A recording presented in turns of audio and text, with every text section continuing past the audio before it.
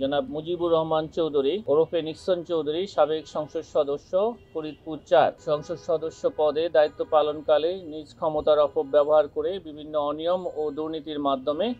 ১১ কোটি টাকারও বেশি জ্ঞাত আয় বহির্ভূত সম্পদ অর্জন এবং নিজ নামীয় এবং স্বার্থ সংশ্লিষ্ট বিভিন্ন প্রতিষ্ঠানের নামে ৫৫টি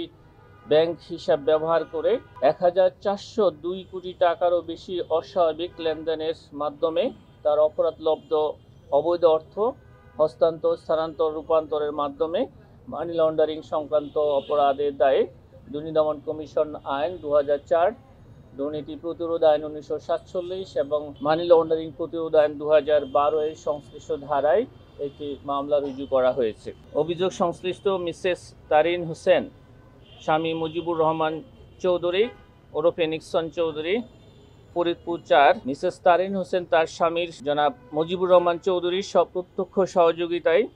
৮ কোটি টাকারও বেশি জ্ঞাত আয় বহির্ভূত সম্পদ অর্জন এবং নিজ নামীয় এবং স্বার্থ সংশ্লিষ্ট বিভিন্ন প্রতিষ্ঠান নামীয় ১৭টি ব্যাংক হিসাব ব্যবহার করে ১,৭৬০ কোটি টাকারও বেশি অস্বাভাবিক লেনদেনের অভিযোগে জনাব মিসেস তারিন হোসেন ও জনাব মুজিবুর রহমান চৌধুরীর বিরুদ্ধে আরও একটি মামলা রুজুর সিদ্ধান্ত গৃহীত হয়েছে এবং মামলা রুজুর কার্যক্রম প্রক্রিয়াধীন আছে। আজই মামলা রুজু হবে। আমরা যে প্রাথমিক অনুসন্ধানে যে তথ্যাদি পাওয়া গেছে, এর বাইরেও দেশে এবং দেশের বাইরে যদি আরও স্থাবর অস্থাবর সম্পদ পাওয়া যায় তাহলে এবং আরও কারো সংশ্লিষ্টতা যদি পাওয়া যায় তাহলে এই মামলার সাথে সেগুলো অন্তর্ভুক্ত হবে। সংসদ সদস্য হিসাবে দায়িত্ব পালনকালে বিভিন্ন অনিয়ম এবং দুর্নীতির মাধ্যমে জ্ঞাত আয়ের উৎস বহির্ভূত ১১,৮২,০০,০০০ টাকারও বেশি সম্পদ অর্জন এবং অবৈধভাবে ৪৪১ কোটি টাকারও বেশি অস্বাভাবিক লেনদেনের অভিযোগে দুর্নীতি দমন কমিশন আইন ২০০৪, দুর্নীতি প্রতিরোধ আইন ১৯৪৭ এবং মানি লন্ডারিং প্রতিরোধ আইন ২০১২ এর সংশ্লিষ্ট ধারায় একটি মামলা রুজু করা হয়েছে।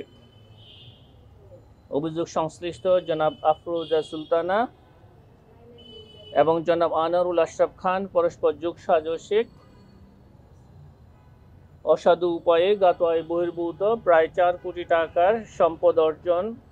করায় তাদের উভয়ের বিরুদ্ধে দুর্নীতি দমন কমিশন আইন ২০০৪ এবং দণ্ডবিধির ১০৯ ধারায় আরও একটি মামলা রুজু করা হয়েছে। উপকরণ নিয়ে বিভিন্ন জায়গায় আমাদের এনফোর্সমেন্ট টিম কাজ করেছে এবং বেশ কিছু জায়গায় অনিয়ম এবং দুর্নীতির প্রমাণাদি পাওয়া গেছে। এনফোর্সমেন্ট ইউনিটে তারা তাদের অভিযান পরিচালনা শেষে প্রতিবেদন দাখিল করে। সেই প্রতিবেদনে যেই ক্ষেত্রে অনিয়ম এবং দুর্নীতির প্রমাণাদি পাওয়া গেছে সেগুলি সংক্রান্তে সেই প্রতিবেদনে উপস্থাপন করে থাকে এবং এই প্রতিবেদন দুর্নীতি দমন কমিশনে উপস্থাপনের পর এই বিষয়ে সিদ্ধান্ত গৃহীত হবে। যেসব ক্ষেত্রে দালিলিক প্রমাণাদি পাওয়া গেছে সেসব ক্ষেত্রে নিয়ম অনুযায়ী আমাদের দুর্নীতি দমন কমিশন আইন ও বিধিমালা অনুসরণ করে অনুসন্ধান করা হবে।